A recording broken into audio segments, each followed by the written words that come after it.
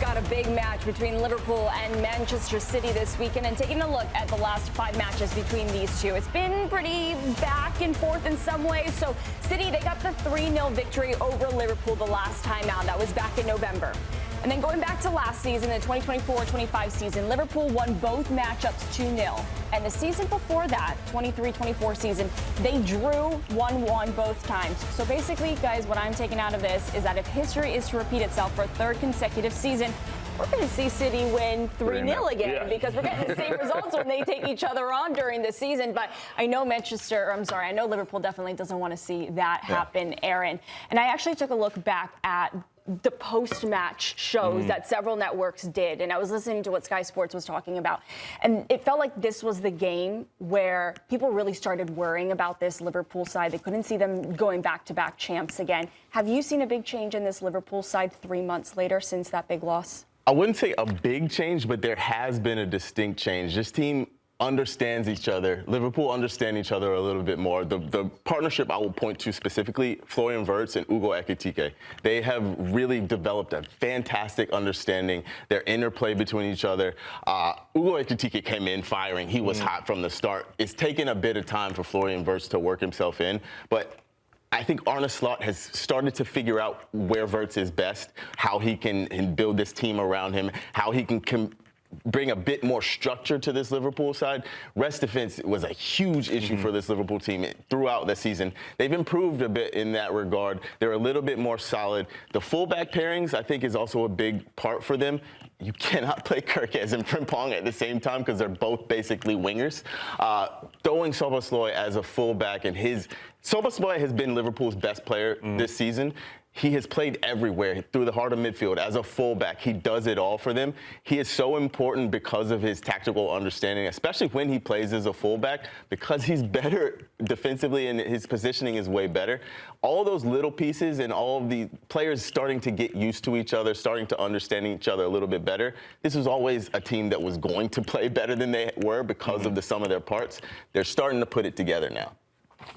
Interesting, your Kerkez Frimpong take. I think you can play both because they won the league with Trent Alexander-Arnold and Andy Robertson, who go forward more than them. I think Robertson's so much better defensively, though. But I think they had control of the midfield. I think they had control in the centre-backs.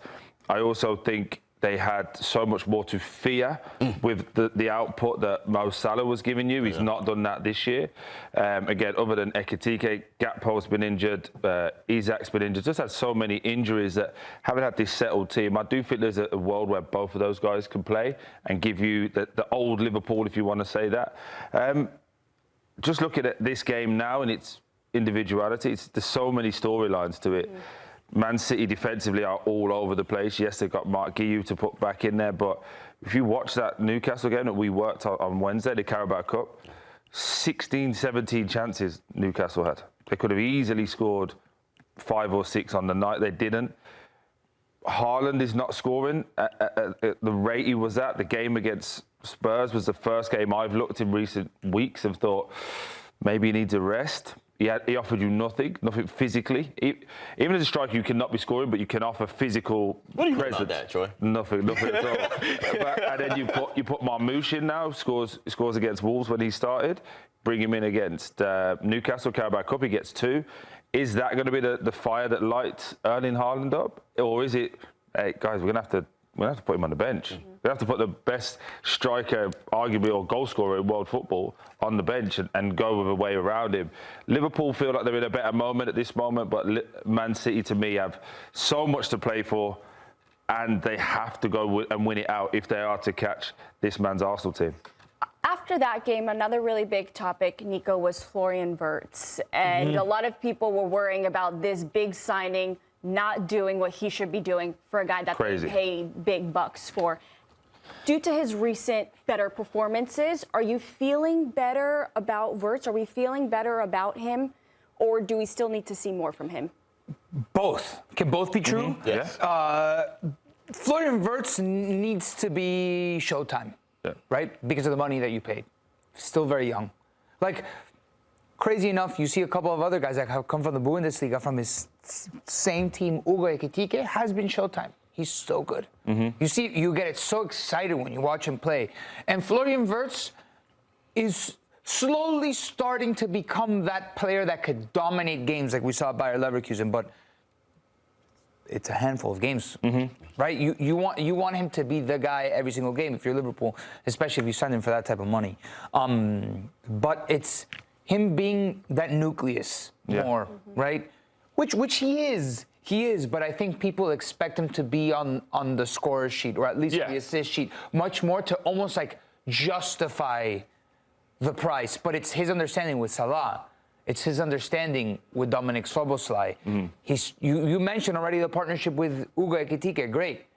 But a player of that price tag, of the quality and the potential that, if you're watching Bundesliga, I think you say you have full faith in that Florian Wirtz can blossom into that player that can connect everything. I remember when we did this show very early on when I moved here.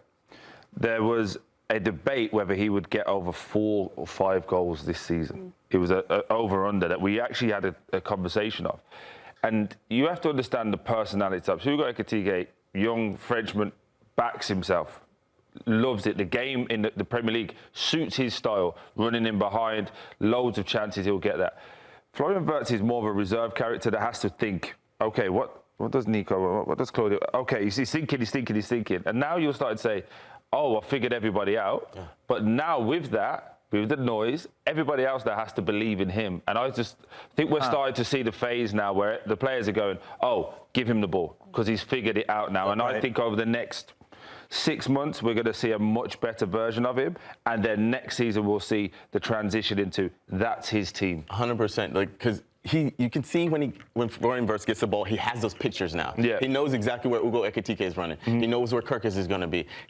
When Wirtz played for Leverkusen, he was just in flow state. He knew he ran that team. He knew where everyone was. He's starting to get into that in this Liverpool team. He's starting to feel like this is my team. But again, like you said, still a lot more for this player to go. For Wirtz to he can be world class. He's not playing as a world class player yet, but he can be one of the best players in the world, and he can be world class. Think about what was going on at Bayer Leverkusen versus what's going on at Liverpool. When you mentioned how others perceive him at Bayer Leverkusen, it was all about, oh, let's give Wirtz the ball, and he's going to make magic happen, balling with the confidence of, I can float in a ball back post, obviously with a little bit more time and space in the Bundesliga compared to the Prem, but now it's everybody almost like, what can you do for me? Yeah. Like, be at my level, put me into spaces to score, play me in behind, unlock a defense. Like, show me what you were doing. Like, there's almost like this prove yourself level, and he's finally gotten there. It's like, we can't expect everybody to, it would be great if everybody just came into the Prem and just fit in seamlessly, but we're starting to see really positive and encouraging signs from a guy like Florian Wirtz. Which is the opposite that we've been seeing from Rodri. And it was something Lahoud brought up, that we're not really talking about Rodri anymore. He's really fallen off. And you were talking about the defensive issues that we've been seeing from Manchester City. Do you think him falling off contributes to a lot of the defensive issues that we have been seeing from City? I think we need to be very careful and understand. When you say someone who's a Ballon d'Or with a falling off, he's had 3 injuries this season since coming back from the big injury. No pre-season. Anybody who's played the game will tell you a pre-season is key. This season he's been out, he's come back, he's been injured. He's come back, he's been injured. Now they're managing him. So you're not going to have the legs and the speed of everybody else around him. Look, again, the touches this season is down just because the lack of games he's played is down. Everything is down. I thought they stumbled onto something fantastic with Nico O'Reilly coming in next to him against Spurs. Younger player with the energy and the pace around him. I do see a scenario, though, when they took Nico O'Reilly and put him at left back in the second half against Spurs because Aït-Nouri had to come off. He gets exposed. It's a little bit like Casemiro. A little bit like Casemiro. If the game gets exposed and it's a bit of a basketball match, you attack, we attack transitionally, until he's up to speed, he's going to struggle. The problem we've got with this is the way he's playing now, he's going to play in the World Cup. Spain, the way they are, they're probably going to go deep in the World Cup, if not win it. When does he get the time to rest and then have a full pre-season to come back in? So I'm probably given about 2 answers there, but I think when he has a rest and has a full pre-season, we will see the best version of him. if he doesn't get that, Man City then need to put in a Tijani Reinders and a Nico Rodri around him, because he's still the best on the ball. Without the ball, he's not.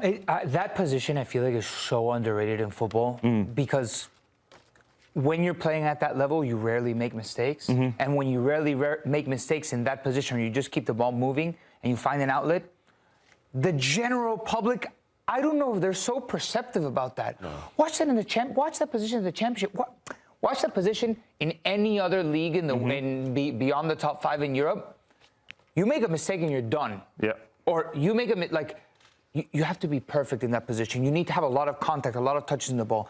And Rodri has barely gotten rhythm.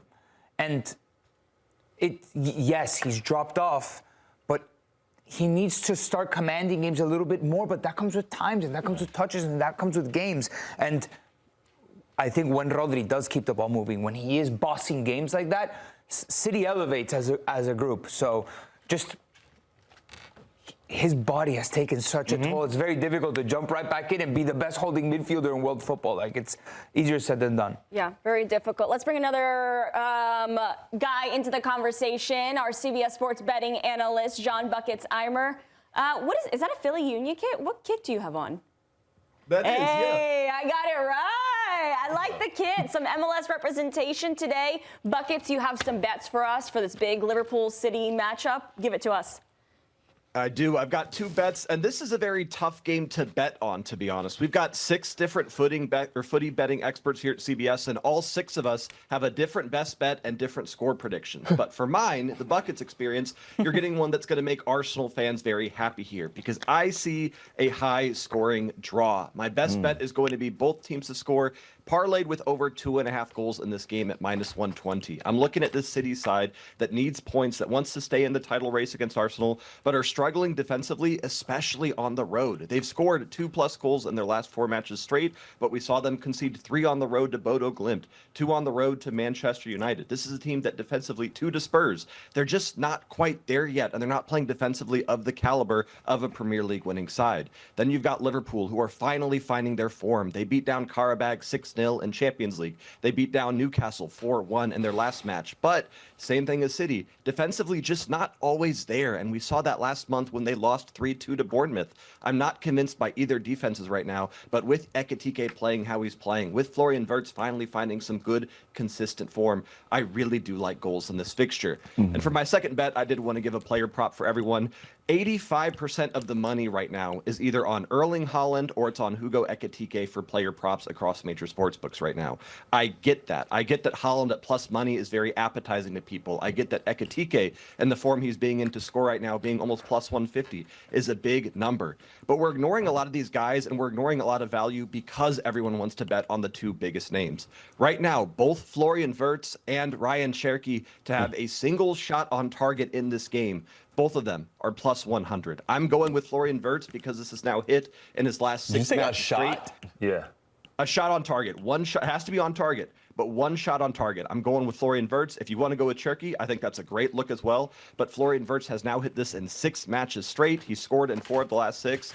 I just think because everyone wants to bet on Haaland, everyone wants to bet on Ekitike, we're ignoring some very good players right now. So I love those 1 shot on target lines for this match. I don't even bet, and I almost wrote that down. I was like, a shot on target.